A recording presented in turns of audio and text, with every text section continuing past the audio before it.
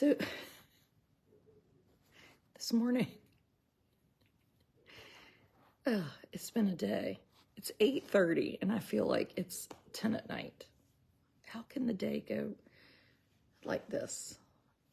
So this morning I'm sitting in the car crying. I'm not like a big crier or fusser or whiner. Well, some people might say I am, but I'm really not. I'm kind of tough. Sitting there crying, thinking, I just can't do this. I cannot do this. And then I remembered the statement that my very good friend said to me years ago when I called her crying after Christmas. And I said, I think I'm going to get divorced. It's not funny, but it's funny. We just cannot get along. I mean, we didn't even have Amos. I don't even know what we had. Too many people or something, no money, who knows. And she said this, it's January. Everybody hates January. Everybody hates everybody in January. It's January. That's the problem. And so I was like, I started laughing. It's January. So if you are out there like me struggling, it's January. And we're just going to get through to February. In fact, we're going to get through to the January 5th, which I think is tomorrow. That's all we're doing. Just one day at a time. One freaking day at a time. And you know, when things are hard at our house, which currently my littlest person has autism, and he is really struggling getting back to school and getting back in the routine more than I ever remember. And this morning I thought, you know, I think it's the medicine. I think the medicine, we've been testing his medicine a little bit because he was a little bit tired and we don't want him sluggish and tired. So he's not tired, which is good. And he's sleeping well at night, which is good. But his anxiety is way up here. It's the only thing I can think. And if you're wondering, like, how do you know what anxiety is? Well, I don't. I think it's anxiety. Oh, welcome, Jeanette. Because years ago when we started Lexapro, we went from having meltdowns on the way to school every morning to being fine. And that, so it makes me think it's anxiety, because anxiety helps us, makes it really hard to get out of the house in the morning. And it ends up being self-harm. It's just a really,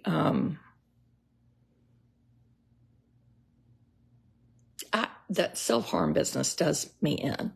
So he got up on his own at about 6 and then got up, had his pancakes. I started talking about school, and then it just starts up. We cannot go to school. We're going to miss the airport. We can't, the bad school, the this, the that, everything's negative, you know. So I say, well, we could stop and get a donut. And so we try to stop to get a donut. Well, there are no donuts. Well, for most 10-year-olds, that should not be a problem. I can say to you with absolute certainty, my other 10-year-olds would have been like, oh, too bad, no donut. You know, will you give me $1? Well, Amos lays down on the floor of the gas station where they know us, and they're so nice. They usually keep a donut for us, but it's been a few weeks. We haven't had donuts, so they don't save us donuts if we're not coming, you know, all the things. And so he's laying down on the floor, and I'm his mother, feeling very exposed, which is why, so I'm writing a book with my two friends, Kate Swenson and Carrie Cariello, and it's called Life Out Loud. And this morning, I've been like, is that the right title? Well, the reason it's that book is that's how we live life. It's out loud all the time. You just feel like you're walking around naked, all the time, all the freaking time. So he's laying in the gas station. He's got his face on the floor, People are having to step over him to get coffee. And he's big now. He's not like a toddler that I can just pick up, right? Like I can get him, but it's a scene. So my goal in that minute is to not make him more upset and also not cause more of a scene, which I don't even know what more of a scene could have looked like. So I kind of stand over him and give deep pressure, like he likes to lay between my legs. And it wasn't the donut, Liz. He was already spiraling about January. I mean, the airport and this and that and the other. No, it's anxiety. And this man is standing there making his coffee. Now, every other person in that place just is not making eye contact, which I find is very helpful, FYI. If someone is struggling with a child and yes, it was this morning, and hey, Bobby, I'm my brother-in-law. Thank you. I hope you have a good day too. It's really helpful to just stay in your own space. I don't even like somebody to say like, you're doing a good job. Like that just pisses me off. Just ignore me is the best thing this morning. People are really struggling with the fact that this was this morning. Yes. And why would it matter if it was this morning or even yesterday morning? Maybe it was last year. No, it was today.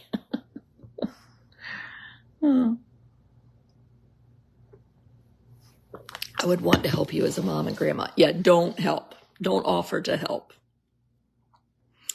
It would make me foul. So anyway, this fella's getting his coffee and he looks me dead in the eye and says, see now, and nobody call me today or be like, oh, I'm so sorry. Are you okay? Or don't go tell Kate and Carrie she's having a bad day. I am fine. It's just better to talk about this and release it, and then it's over. So the man looks at me and he says, he better be glad he's not my kid. And I was like, Lord, did you put this man in my life because you want me to get arrested? I looked him straight back in the eye, which is my new thing. Now, if I see somebody staring at me, I stare back. And I said, he has autism and a genetic disorder. And he stopped and he said, I'm sorry. Not, I'm sorry he has autism, but he said, I'm sorry. I see so many parents babying their children. So it was nice that he apologized. And, I bet next time he'll think, you know what, he could clearly see that it was upsetting to me, Yes, that is not unusual. I mean, I think the very first story I ever wrote about that was published was Amos was 2. I mean, how can people that are 2 be bad? And we were at the grocery store and he was doing something. He was in the freaking cart. And the grocery cashier, who was pretty young, said, boy, he's spoiled, and I was like, no, he has special needs. I mean, he can't speak. Anyway, just half. Yeah. Anyway, but we got to school. He cried. And for Amos to cry real tears is unusual. He cried on Tuesday too. And I just hate to see him cry. And I wish I knew, I don't know. I wish I knew better how to help him.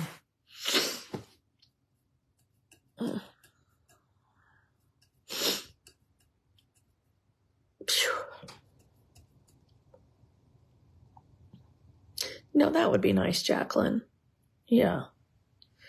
He got out of the car. I made sure I really did not want to park because I knew if I park, then it starts a whole nother problem. And he was still yelling, stupid school and stupid this, and going to miss his flight, and doesn't want to go to swimming, and, everything else. He's, and this is the anxiety part. He's hyper focusing on things. He's hyper focusing on the airport. Well, we can't live at the airport. We can't fly every day, and it makes him feel better. So there's this, how many days until the airport? Well, there's a part of me that's like, can we fly somewhere next weekend? Because I'm so freaking sick of hearing about the airport, which is probably not a good idea. Or to be truthful and be like, we're not going anywhere until April 2nd. Well, this morning I said, do you want me to say, does it make you feel better if I say 2 nights to the airport or 2 sleeps? And he said, yes. So I think he doesn't want to be upset like this. There's nothing about it that's intentional or bad or just being a naughty, person or having a crappy mother. He doesn't want to feel like this. Nobody wants to feel like this, Anyway, he's not choosing this, I guess. No, I think it's a lack of medicine. I think we need to, get the medicine right. So after this, I'll send the doctor a message and, tell him,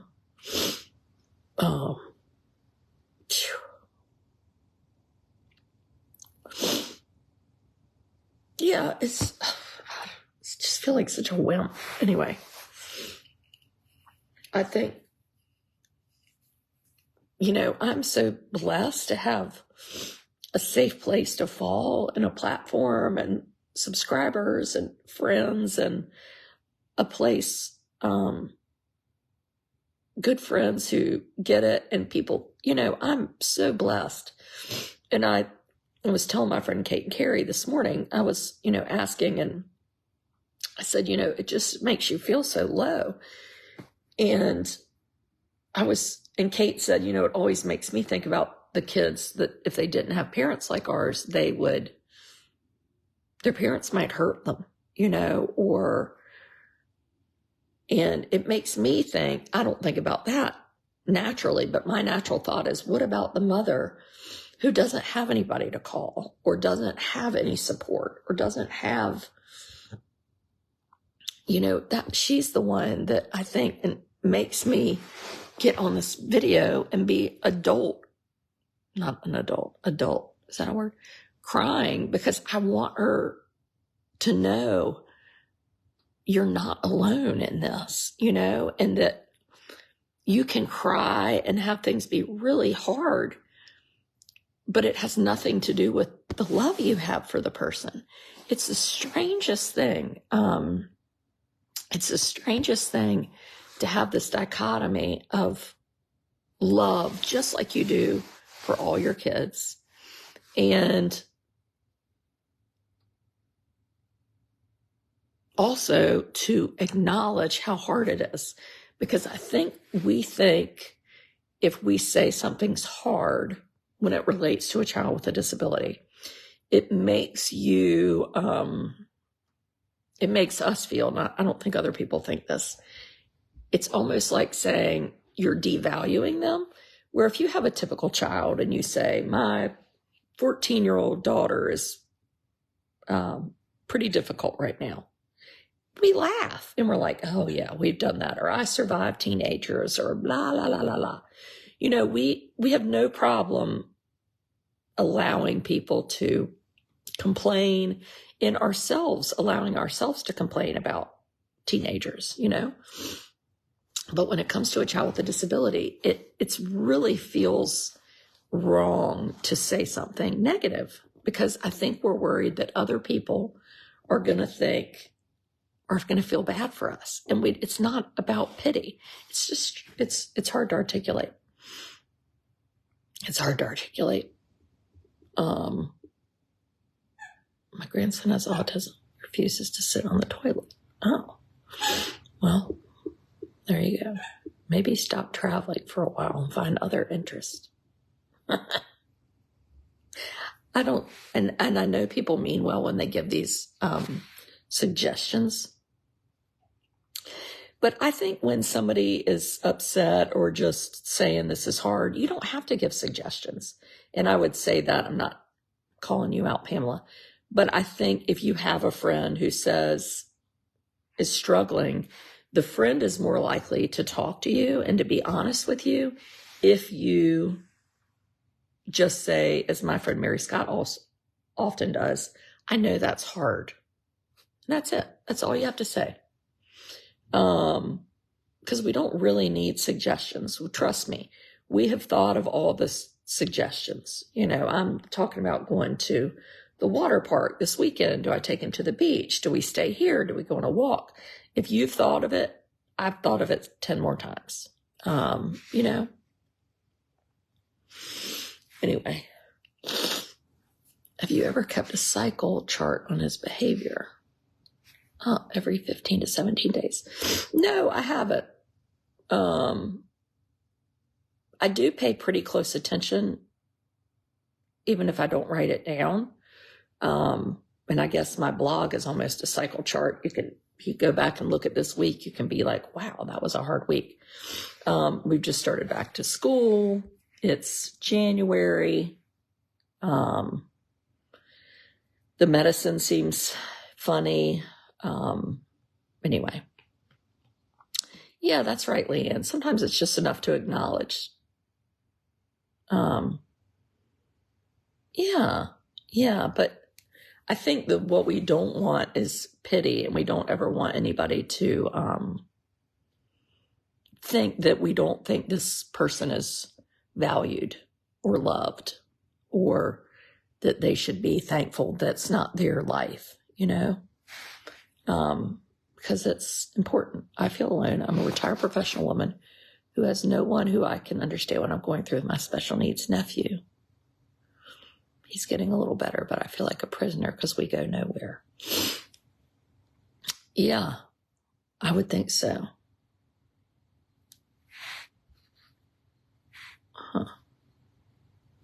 You may feel like things are getting out of hand, but rest assured, things were never in your hands to begin with.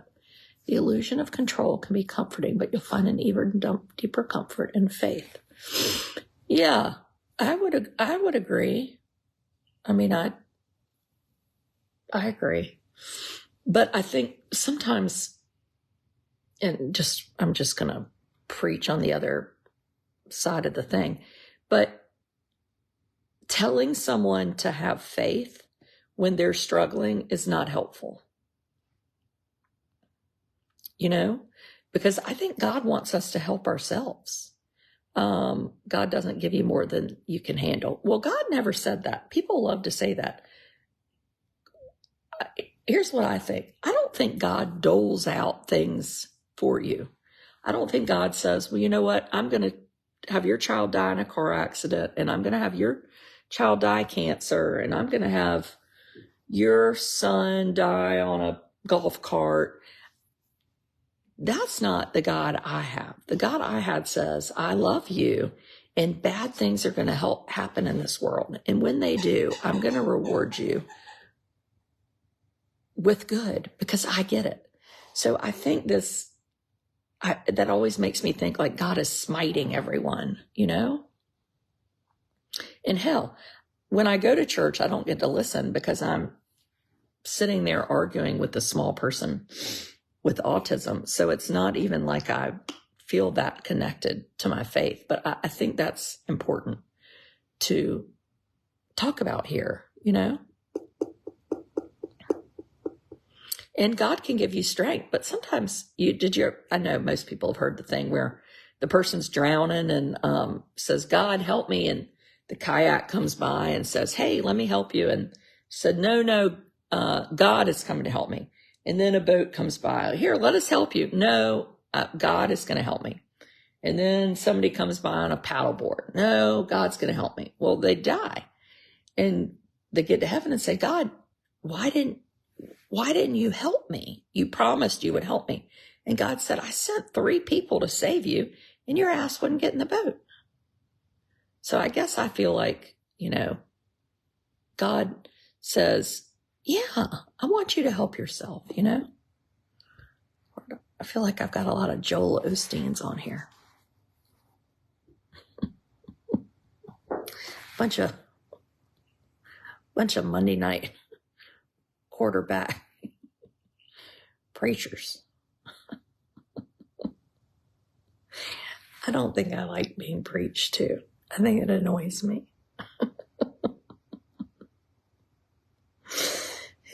Yeah, I'm gonna make a list. I mean, I'm difficult. Maybe reading a devotional would help. Sorry. You're right. It probably would help. Oh, God. Does your husband ever take over when you are stressed and give you a day out? Well, we have a nanny so that we can have a day out. My husband works really hard. He leaves this house at 7 a.m. and he gets home at about 6 or 7 at night. So I want his weekends to be a time of rest too. But yes, he helps. He gets people out of bed. He drives my daughter to school. He gets my car on when it's cold. Yes. I think somehow somebody thinks out there if my husband were just better, we wouldn't have trouble.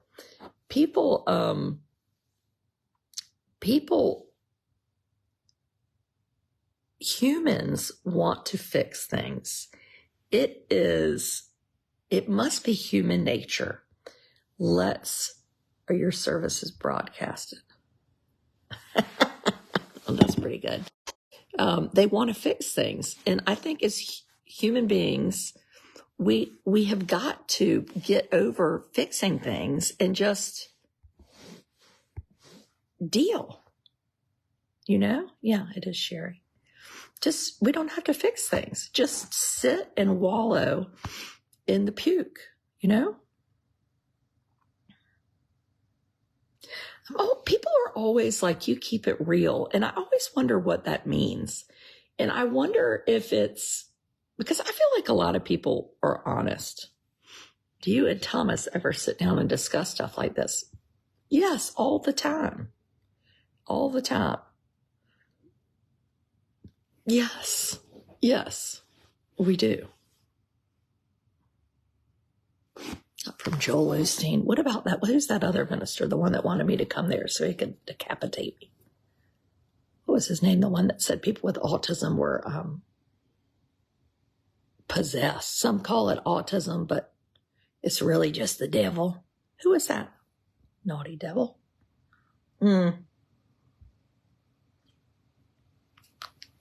Yeah, I think I wonder if it's because I've got this blog and I call it the Debutante, which that makes people immediately think like, well, what does that mean? And she's a snob.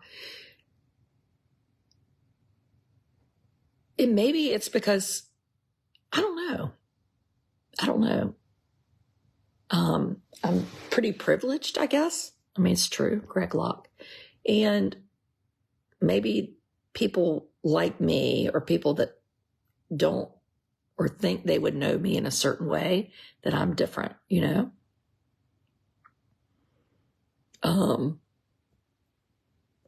because there's got to be something too. Maybe you look at people and their lives maybe my life on the outside, if I didn't share it, would look really perfect and I could make it perfect, pretty children, all the things. And then I sit here and I'm honest. I don't know. It's curious. I wonder about that sometimes.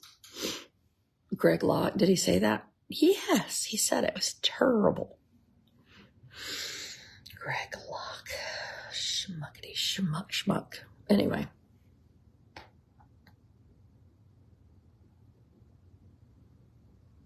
Trish, you're going to have to submit all these questions in writing and submit them to my assistant.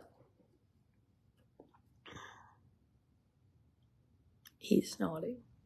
You're direct and speak hard truth. I believe that is why people say keep it real.